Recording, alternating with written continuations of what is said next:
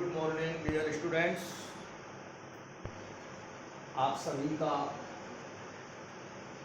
मेरे YouTube channel पर बहुत बहुत स्वागत है। पिछले टर्न पर आपने इलेक्ट्रॉन विन्यास पढ़े थे। इलेक्ट्रॉन विन्यास क्या होता है ये हमने आपको बताया था। कक्षाओं को ऊर्जा स्तर या कोष भी कहा जाता है। तो कक्षाओं में या कोषों में या ऊर्जा स्तरों में इलेक्ट्रॉनों के वितरण को इलेक्ट्रॉन विन्यास कहते हैं। आपको पूर्व में लिखाया जा चुका है। कक्षा या कोष या ऊर्जा स्तर भी बोल सकते हैं इनको। तो कक्षा या कोष या ऊर्जा स्तर में इलेक्ट्रॉनों का वितरण इलेक्ट्रॉन विन्यास कहलाता है। अब ये वितरण किस प्रकार से होता है ये भी हमने आपको बताया था कि जो पहली कक्षा होती है के या n बराबर 1, तो k या 1 से प्रदर्शित करते हैं। इसमें अधिकतम इलेक्ट्रॉन की संख्या 2 हो सकती है। 2n² के सूत्र से इसे ज्ञात किया जाता है। दूसरे कोष में जिसको L से प्रदर्शित करते हैं, अधिकतम इलेक्ट्रॉन संख्या 8 हो सकती है। और तीसरी कक्षा में या तीसरे ऊर्जा स्तर में या यूं कह दो तीसरे कोष में अधिकतम इलेक्ट्रॉन संख्या 2n² के सूत्र से 18 हो सकती है। चौथे में 32 हो सकती है। ये बात आप भली भांति पढ़ चुके हैं। अब देखिए, ये जो कोष हैं या कक्षाएं हैं या ऊर्जा स्तर हैं, इनको कक्षकों में या उपकोषों में या उप ऊर्जा स्तरों में विभाजित किया गया है। कक्षाओं को या ऊर्जा स्तरों को या कोषों को विभाजित किया गया है। कक्षा को कह रहे हैं तो कक्षकों में, कोष बोल रहे हैं तो उपकोषों में, और ऊर्जा स्तर बोल रहे हैं तो उप ऊर्जा स्तरों में विभाजित किया गया है। जो पहली कक्षा होती है जिसके लिए हम n बराबर 1 कहते हैं, पहली कक्षा जिसमें n का मान 1 होता है, जिसको k से भी प्रदर्शित करते हैं, इसमें एक ही उपकोष या एक ही कक्षक होता है जिसका नाम है S। दूसरी कक्षा में जिसको आप L से लिखते हैं, इसमें 2 कक्षक या 2 उपकोष या 2 उप ऊर्जा स्तर हैं। उनके नाम है S और P। तीसरी कक्षा यानी n बराबर 3 या जिसको m से इंडिकेट करते हैं, में 3 कक्षक या 3 उपकोष या 3 उप ऊर्जा स्तर हैं, S, P और D। और जो चौथी कक्षा है n बराबर 4, जिसको कैपिटल N से प्रदर्शित किया जाता है, में 4 कक्षक या उपकोष होते हैं, S, P, D और F। तो कक्षाओं को कक्षकों में विभाजित किया है। पहली कक्षा में एक ही कक्षक होता है S, दूसरी कक्षा में 2 कक्षक होते हैं S और P, तीसरी कक्षा में 3 कक्षक होते हैं S, P और D, चौथी कक्षा में 4 कक्षक होते हैं S, P, D व F। नोट कर लें, सभी विद्यार्थी नोट कर लें।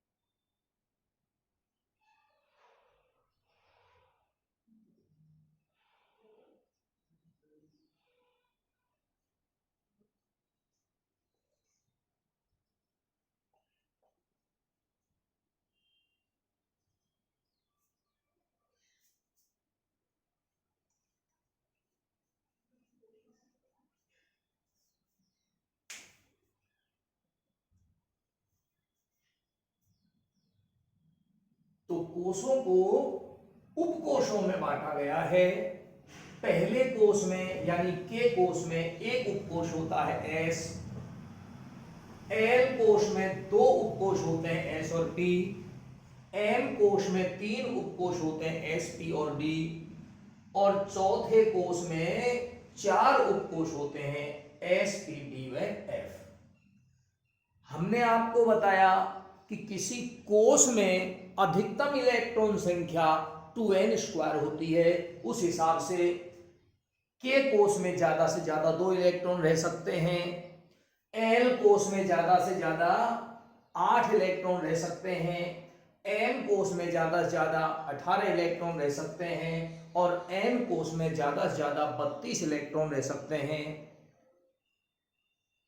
अब हम बात कर रहे हैं उपकोषों की, कि कोषों को हमने उपकोषों में बांट दिया, तो ये जो उपकोष हैं इनमें भी अधिकतम इलेक्ट्रॉन संख्या निश्चित होती है।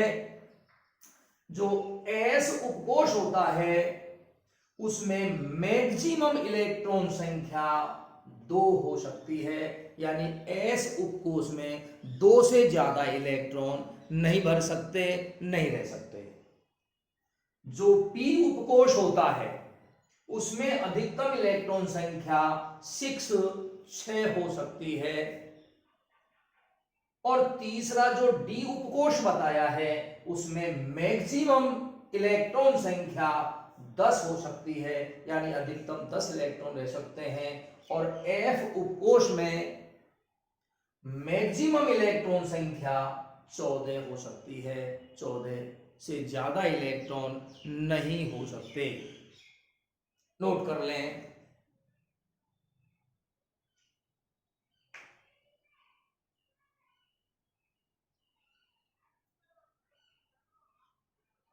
नोट कर लें सभी।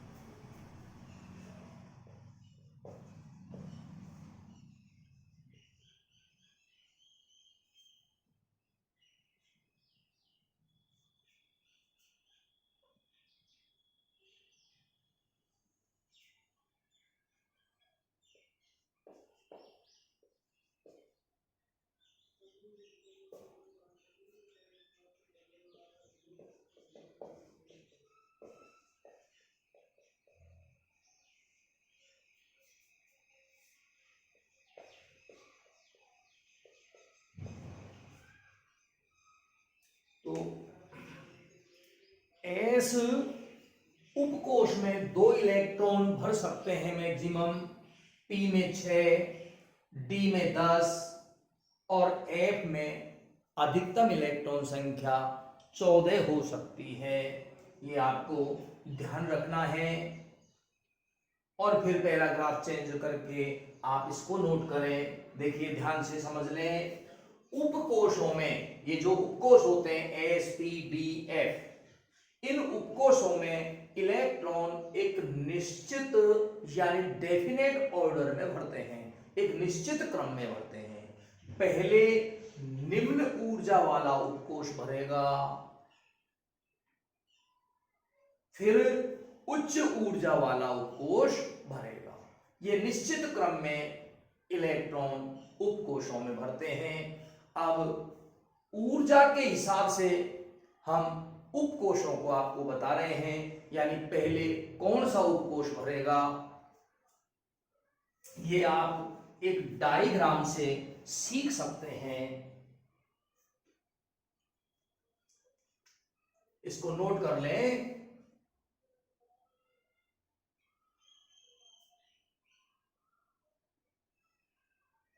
1s, इस 1 का मतलब है पहले कोष का S उपकोष, यानी पहले कोष का उपकोष है ये S।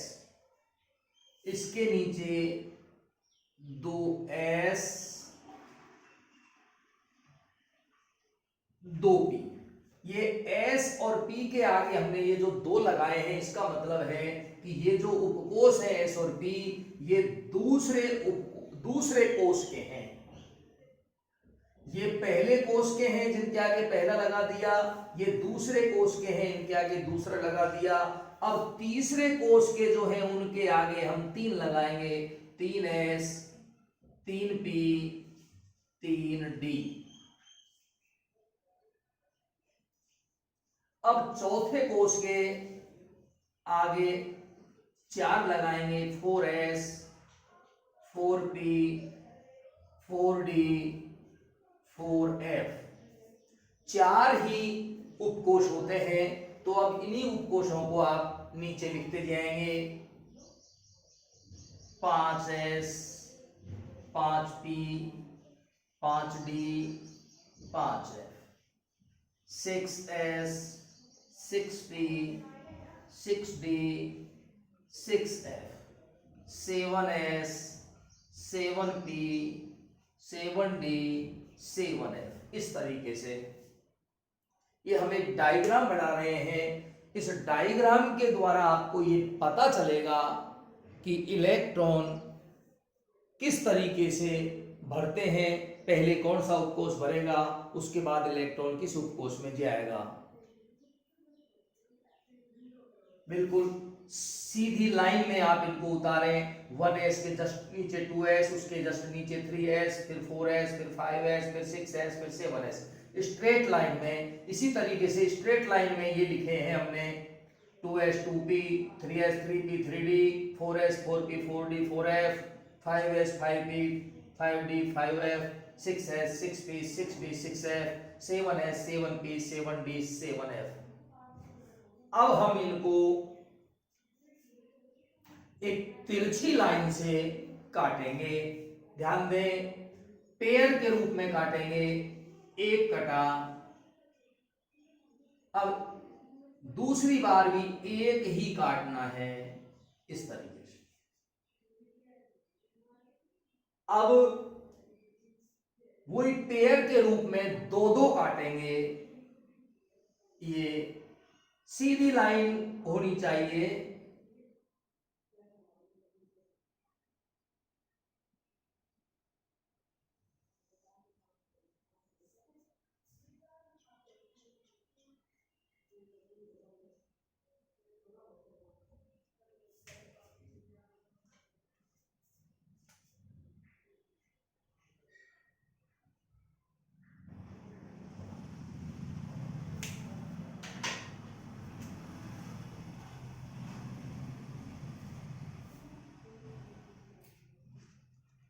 या एक एक काटा, अब 2-2 काटेंगे।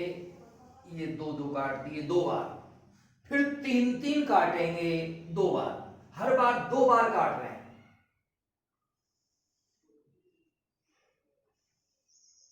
लाइन सीधी हो, अपने आप ही आ रहे हैं। पहले एक एक काटे, फिर दो दो कांटे, फिर तीन तीन कांटे, इस तरीके से। और पेयर में एक एक दो बार काटा, दो दो दो बार काटा, तीन तीन दो बार काटा, सीधी लाइन से। इनको व्यवस्थित करने के बाद फिर चार चार कटेंगे। लाइन सीधी होनी चाहिए अपने आप। फिर चार कटेंगे, इसके नीचे 8s होगा, ऐसे।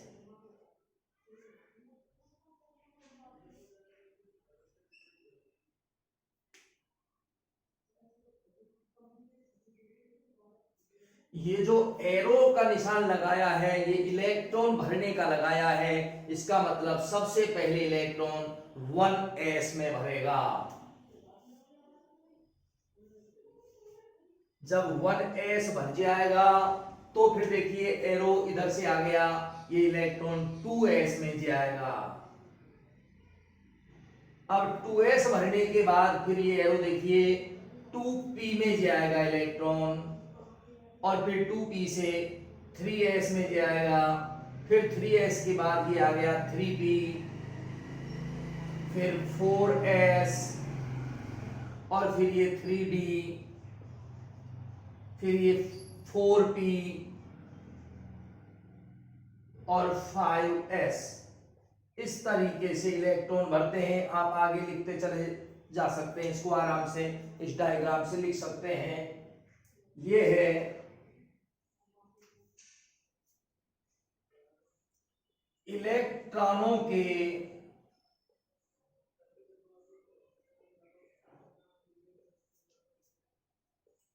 उपकोषों में भरने का क्रम।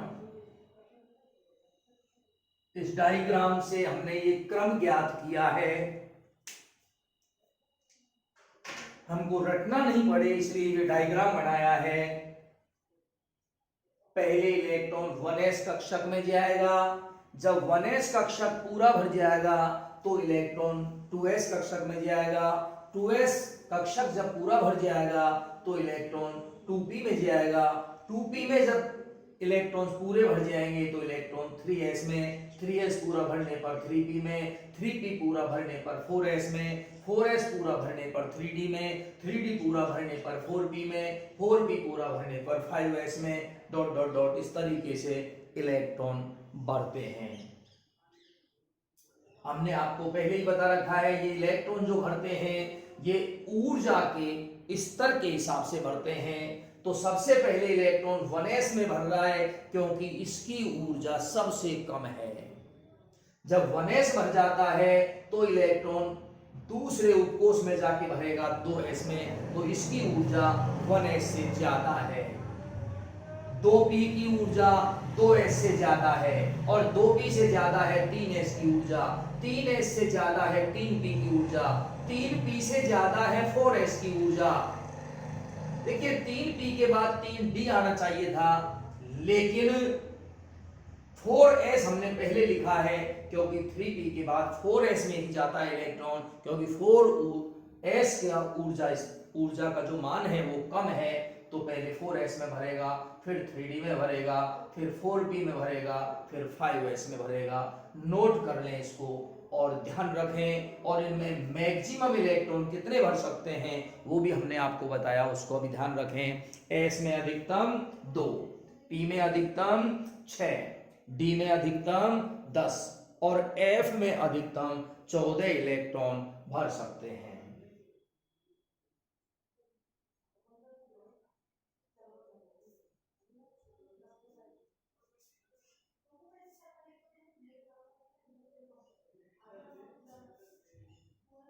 नोट कर लें।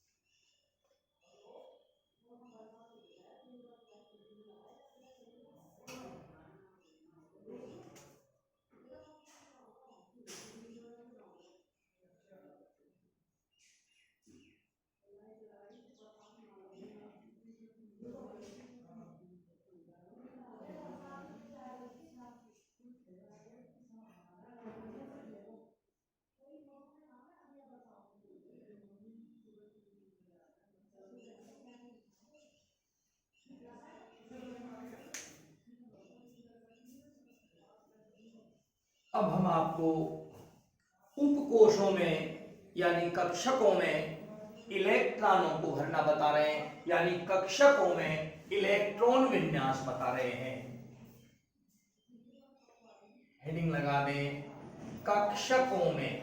कक्षकों की जगह आप उपकोष भी लिख सकते हैं और उप ऊर्जा स्तर भी लिख सकते हैं। तो कक्षकों में इलेक्ट्रॉन विन्यास, इलेक्ट्रॉन विन्यास। इससे पहले इलेक्ट्रॉन विन्यास हमने आपको कक्षाओं में बताया था, यानी कोषों में बताया था। अब हम उपकोषों में बता रहे हैं। तो आपने जो संकेत याद किए थे उनका भी रिवीजन हो जाएगा। आप इस सारणी को बनाएं। परमाणु क्रमांक, आपको पता है परमाणु क्रमांक क्या होता है? किसी भी तत्व के परमाणु में उपस्थित प्रोटॉन की संख्या को उस तत्व का परमाणु क्रमांक कहते हैं। आप जानते हैं कि परमाणु उदासीन होता है, क्योंकि परमाणु में जितने धनावेश यानी प्रोटॉन होते हैं उतने ही ऋणावेश यानी इलेक्ट्रॉन होते हैं। तो जितना परमाणु क्रमांक होगा उतने ही उस परमाणु में नंबर ऑफ इलेक्ट्रॉन्स होंगे। तो परमाणु क्रमांक 1 आपको पता है, 1 नंबर पर हाइड्रोजन आता है। इसका इलेक्ट्रॉन विन्यास भरना है आपको हाइड्रोजन का कक्षकों में। अब 1 इलेक्ट्रॉन है तो सबसे पहले 1s कक्षक में भरेगा। आप ध्यान करें, हमने ये कक्षकों के भरने का क्रम बताया था। 1s के बाद भरेगा 2s के बाद भरेगा 2p और इसके बाद भरेगा 3s, फिर भरेगा 3p और फिर 4s भरेगा और फिर भरेगा 3d।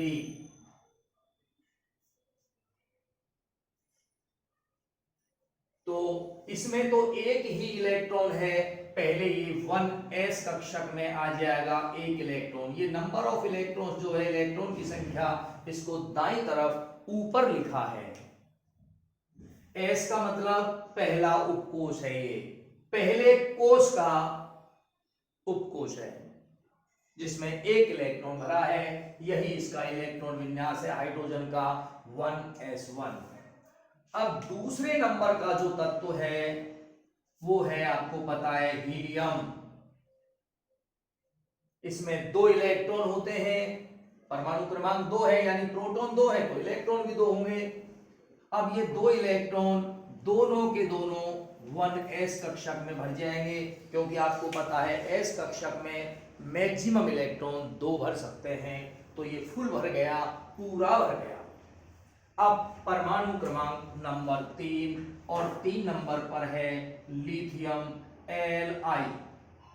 अब इसमें 3 इलेक्ट्रॉन भरने हैं तो 2 इलेक्ट्रॉन तो इस 1s कक्षक में भर गए।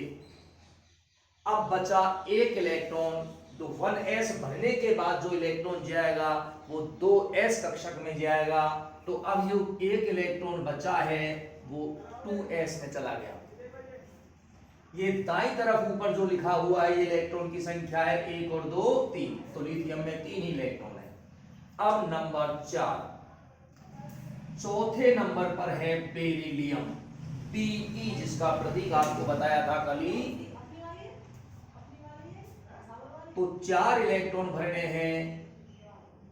2 इलेक्ट्रॉन 1s कक्षक में भरेंगे, ये पूरा भर गया। अब बचे 2 इलेक्ट्रॉन, ये 2s कक्षक में भरेंगे, ये पूरा भर गया।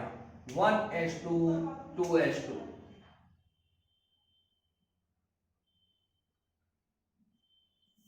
ये इलेक्ट्रॉन विन्यास हो गया बेरिलियम का। नंबर 5 बोरान, जिसका प्रतीक है B। अब 1s पूरा भर गया, 2s भी पूरा भर गया। अब इलेक्ट्रॉन जाएगा किसमें? तो 2s के बाद इलेक्ट्रॉन 2p में जाएगा। तो 2p1 इलेक्ट्रॉन्स गिन लें, 1 और 2 3 और 2 5 इलेक्ट्रॉन पूरे हो गए। तो बोरान का इलेक्ट्रॉन विन्यास हो गया 1s2 2s2 2p1। अब आ गया परमाणु क्रमांक नंबर 6, ये होता है कार्बन का। तो कार्बन में 6 इलेक्ट्रॉन भरने हैं आपको। 1s कक्षक भर गया पूरा, फिर 2s कक्षक भी पूरा भर गया। अब इलेक्ट्रॉन जाएगा 2p में और इसमें 2 हो जाएंगे। p में अधिकतम 6 इलेक्ट्रॉन तक भरेंगे। परमाणु क्रमांक नंबर 7 नाइट्रोजन का है। 7 इलेक्ट्रॉन भरने हैं। 1s2, 2s2 और 2p3। 3 और 2 5 और 2 7 इलेक्ट्रॉन हो गए। परमाणु क्रमांक नंबर 8 ये ऑक्सीजन का है। 8 इलेक्ट्रॉन भरने हैं। 1s2, 2s2 और ये 2p4 हो जाएगा। परमाणु क्रमांक नंबर 9 फ्लोरीन का है। 1s2, 2s2, 2p5। 10 number neon अक्रिय gas है, निष्क्रिय गैस है। इलेक्ट्रॉन विन्यास 1s2, 2s2, 2p6। बाह्यतम कक्षा में अष्टक है। कक्षा बोला है मैंने, कक्षा में अष्टक है। ये दूसरी कक्षा है। यहाँ कॉमा नहीं लगाया मैंने क्योंकि ये दोनों जो उपकोष हैं वो दूसरी कक्षा के हैं। तो ये दूसरी कक्षा चल रही है, इनके बीच में कॉमा नहीं लगाया है। तो दूसरी कक्षा में 2 और 6 8 इलेक्ट्रॉन हैं। पहली कक्षा में 2 इलेक्ट्रॉन हैं। तो बाह्यतम कक्ष में अष्टक है, इसलिए ये निष्क्रिय गैस विन्यास है।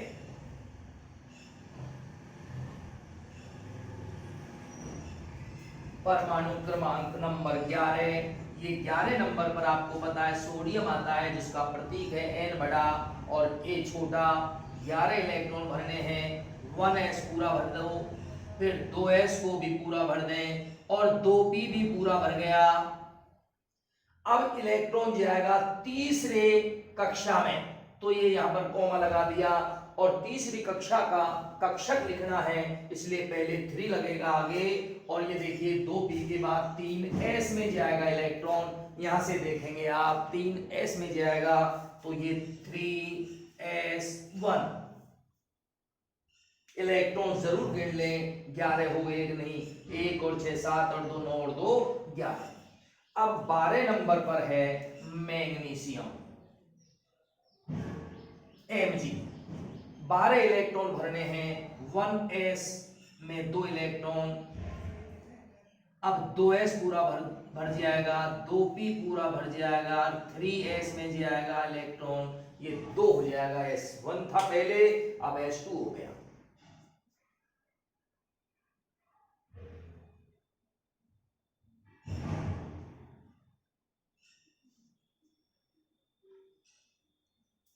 इसको हम चाहें तो यूं भी लिख सकते हैं। देखिए यहां तक का ये जो इलेक्ट्रॉन विन्यास है ये नियोन का है, इसलिए नियोन और 3s1 ऐसे भी लिखा जा सकता है।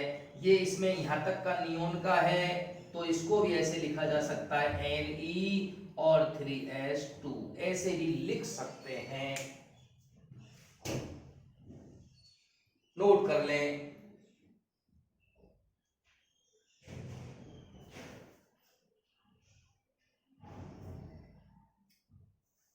सभी को इलेक्ट्रॉन विन्यास आना चाहिए। कक्षाओं में और कक्षकों में इलेक्ट्रॉन भरने आने चाहिए। ये बहुत महत्वपूर्ण प्रश्न है।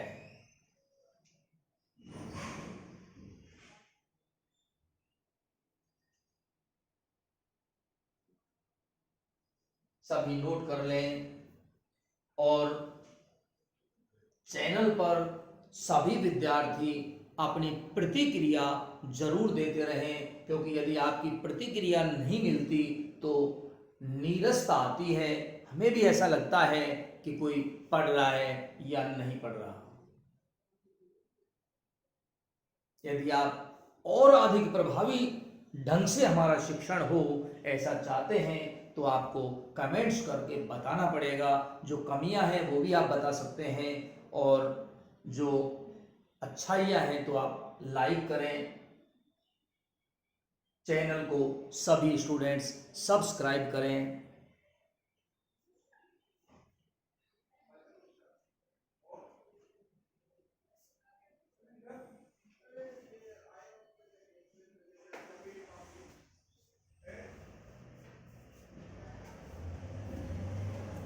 तेरह नंबर, और ये 13 नंबर पर आता है एल्यूमिनियम। 13 इलेक्ट्रॉन भरने हैं। पहले 1s कक्षक भरेगा पूरा, फिर 2s कक्षक भरेगा पूरा, फिर 2p भी पूरा भर जाएगा, फिर 3s में जाएगा इलेक्ट्रॉन। अब कितने भर दिए आप देख लें, 2 और 2 4 6 10 और 2 12 भर दिए। अभी एक इलेक्ट्रॉन और है, वो 3s के बाद 3p में जाएगा, तो ये 3p1। 14 नंबर पर सिलिकॉन Si, S बड़ा I छोटा। इलेक्ट्रॉन विन्यास, पहले 1s कक्षक भर गया पूरा, फिर 2s पूरा भर गया, फिर 2p भी पूरा भर गया, फिर तीसरे कोष के उपकोषों में इलेक्ट्रॉन भर रहे हैं, 3s में भर गए पूरे। अब 3p में जो पहले एक इलेक्ट्रॉन था अब वो 2 हो जाएंगे, यानी जो आने वाला इलेक्ट्रॉन है वो 3p में जाएगा।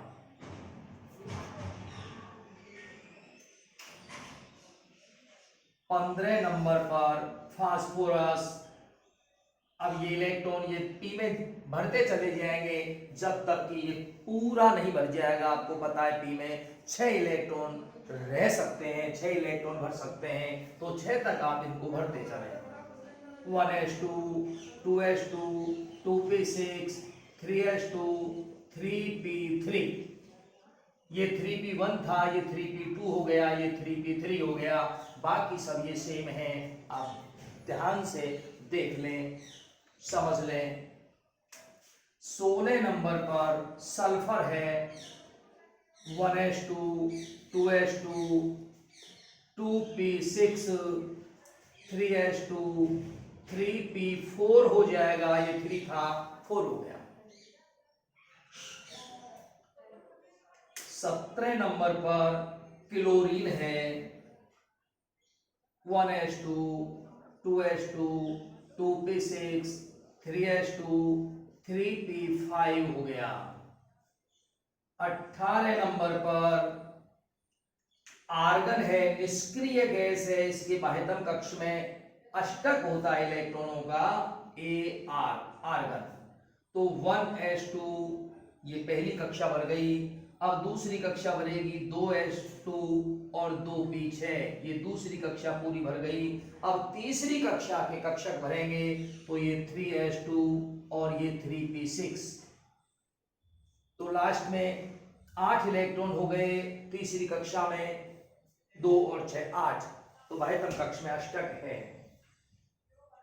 इसलिए निष्क्रिय गैस है, या अक्रिय गैस है।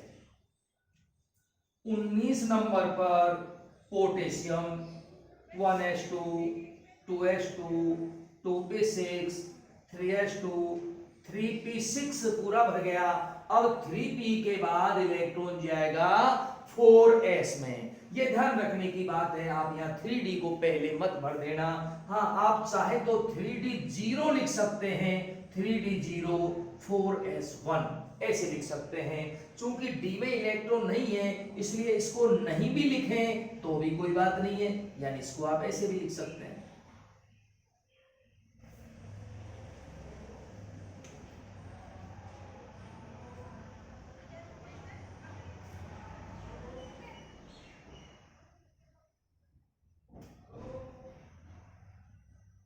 ये कौन आएगा क्योंकि यहाँ चौथा कोष चालू हो गया है। तो पोटेशियम का इलेक्ट्रॉन विन्यास 1s2, 2s2, 2p6, 3s2, 3p6, 4s1।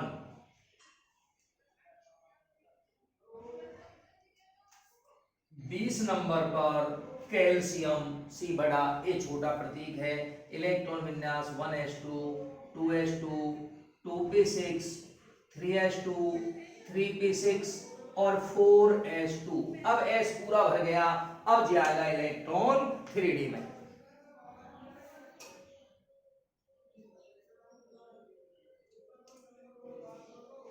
देखिए किसी में इलेक्ट्रॉन, अंतिम इलेक्ट्रॉन s कक्षक में जा रहा है, किसी में p कक्षक में जा रहा है, किसी में d में जाएगा, किसी में f में जाएगा।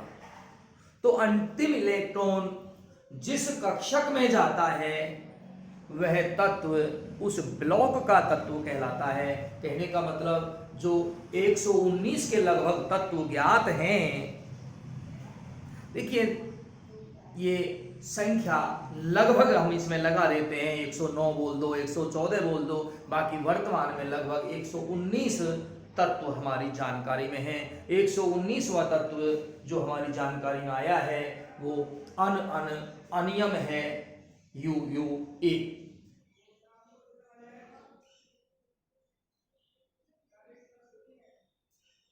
तो जैसे अंतिम इलेक्ट्रॉन s कक्षक में जा रहा है तो ये s ब्लॉक के तत्व हैं।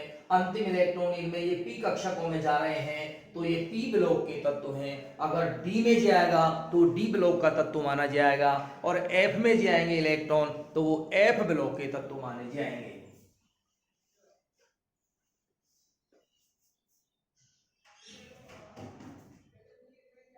इक्कीस नंबर SC और 22 नंबर 21 नंबर SC, तो ये भर दे पहले 1s2 2s2 2p6 3s2 3p6 और ये 4s2।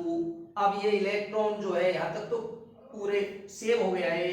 अब एक इलेक्ट्रॉन और भरना है और 4s पूरा भर चुका है तो इलेक्ट्रॉन जाएगा 3d में, 3d1। आप चाहें तो इसको यहां ऐसे लिख करके अब यहां ऐसे भी लिखा जा सकता है, बात एक ही है, लेकिन इलेक्ट्रॉन पहले कहां गया ये हम बता रहे हैं। पहले 4s में जाएगा फिर 3d में जाएगा। लिखने में अगर आप इनको इधर उधर कर देते हैं तो भी सही माना जाएगा।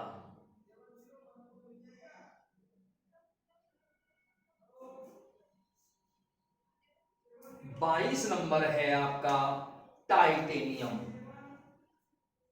T बड़ा I छोटा, टाइटेनियम। इलेक्ट्रॉन विन्यास 1s2 2s2 2p6 3s2 3p6 4s2 और 3d2।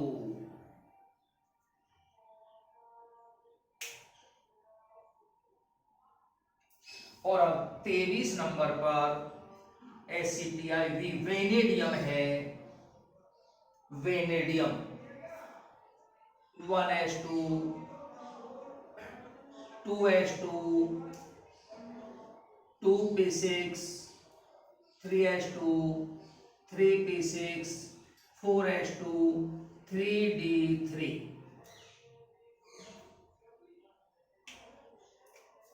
नंबर 24 24 ये क्रोमियम है Cr।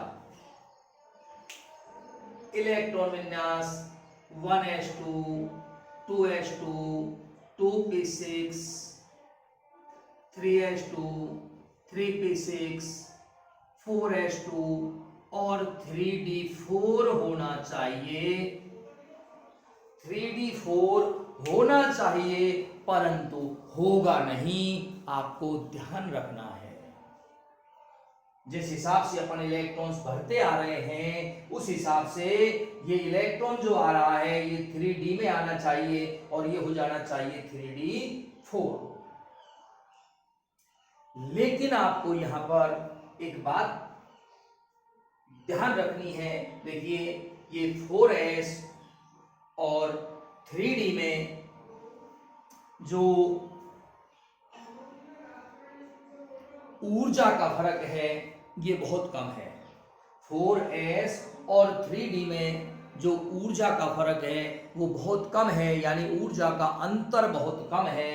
अतः एक इलेक्ट्रॉन 4s से स्थानांतरित होकर 3d में चला जाता है तो 4s से इलेक्ट्रॉन निकलेगा तो यहां तो रह जाएगा एक इलेक्ट्रॉन और यहां हो जाएंगे 5 इलेक्ट्रॉन। ऐसा क्यों हुआ? क्योंकि 4s और 3d की ऊर्जा लेवल में अंतर बहुत कम है। और ये जो ऑफ वो एक वैज्ञानिक हुए थे, उनके सिद्धांत के अनुसार है।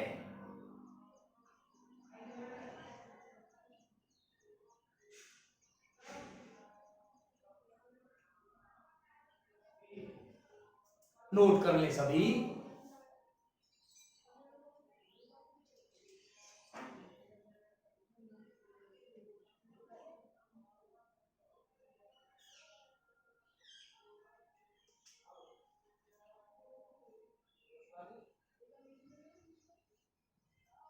अर्ध भरे व पूर्ण भरे कक्षक अधिक स्थायी होते हैं।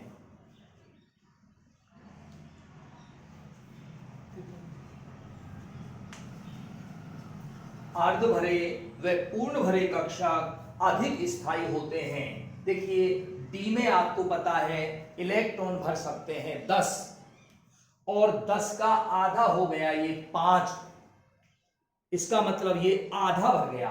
चूंकि आधा भरा कक्षक ज्यादा स्थायी होता है, इसलिए ऊर्जा का अंतर कम है, और डी में 5 हो जाए तो ये ज्यादा स्थायी होता है उपकोष, इसलिए 4s से एक इलेक्ट्रॉन निकलकर 3d में आ गया। आपको ध्यान रखना है, क्रोमियम का इलेक्ट्रॉन विन्यास बहुत पूछा जाता है, क्योंकि कुछ अलग है, हटकर के है। इसमें 4s से एक इलेक्ट्रॉन 3d में पहुंच रहा है। क्यों पहुंच रहा है? क्योंकि अर्ध भरे कक्षक ज्यादा स्थायी होते हैं और इनका जो ऊर्जा अंतर है वो भी बहुत कम है।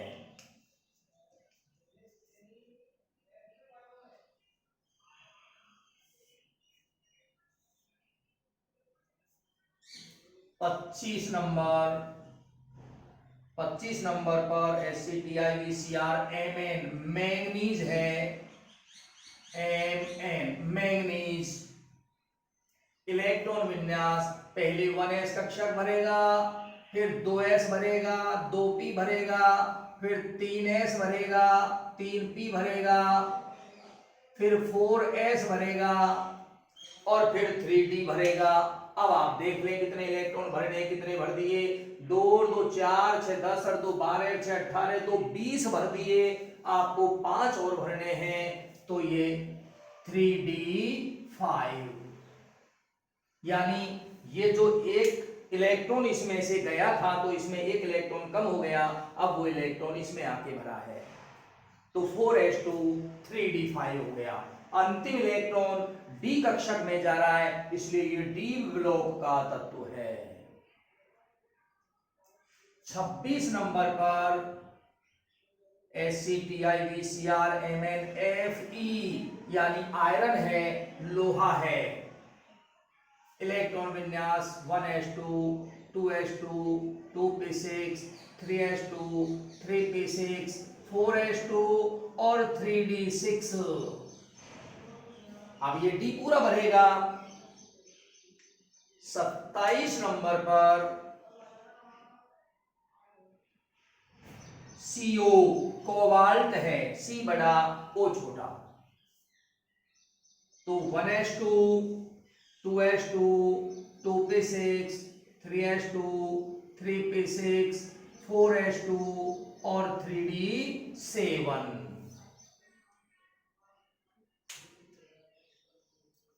28 नंबर FeCONi निकिल है। 1s2 2s2 2p6 3s2 3p6 4s2 और 3d8 हो जाएगा।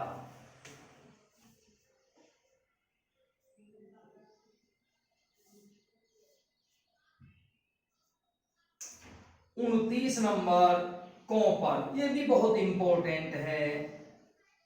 इधर से हमने ये 24 नंबर क्रोमियम बहुत इंपॉर्टेंट बताया था, इलेक्ट्रॉन विन्यास पूछ लेता है इनका।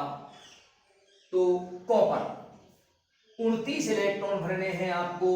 1s कक्षक पूरा भर जाएगा, फिर 2s पूरा भर जाएगा, 2p पूरा भर जाएगा, 3s पूरा भर जाएगा, 3p भी पूरा भर जाएगा, और ये 4s 2, और ये अब इलेक्ट्रॉन आएगा वो जाना चाहिए d में, और ये होना चाहिए 3d9।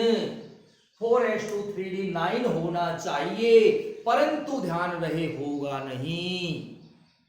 क्यों? क्योंकि पूर्ण भरे कक्षक अधिक स्थायी होते हैं।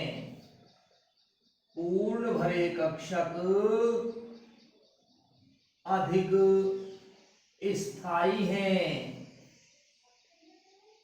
ऊर्जा का अंतर तो मैंने पहले ही बता दिया, इनमें ऊर्जा का अंतर कम है 4s में और 3d में, इसलिए एक इलेक्ट्रॉन s से निकलकर d में चला जाएगा तो s में रह जाएगा 1 और d में हो जाएंगे 10।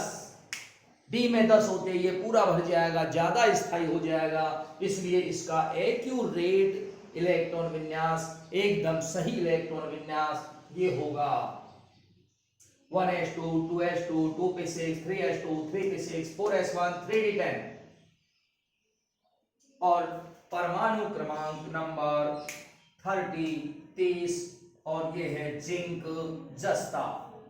1s2 2s2 2p6 3s2 3p6 4s में चला जाएगा। अब ये इलेक्ट्रॉन जो आया है क्योंकि ये आधा रह गया था, और अब ये 3d10। ये हो गए परमाणु क्रमांक 30 तक के इलेक्ट्रॉन विन्यास। आपके सिलेबस के अनुसार, पाठ्यक्रम के अनुसार आपसे यहीं तक इलेक्ट्रॉन विन्यास को पूछ सकता है। यहां तक आपको कोई परेशानी नहीं होनी चाहिए, प्रॉब्लम नहीं होनी चाहिए। विशेष रूप से इन दोनों को आप अच्छी तरीके से याद करें। कोई समस्या हो तो आप कमेंट्स करें, अपनी प्रॉब्लम्स बताएं, ताकि हम उसका सॉल्यूशन आप तक पहुंचा सकें। धन्यवाद। इनको सबको याद करके आना।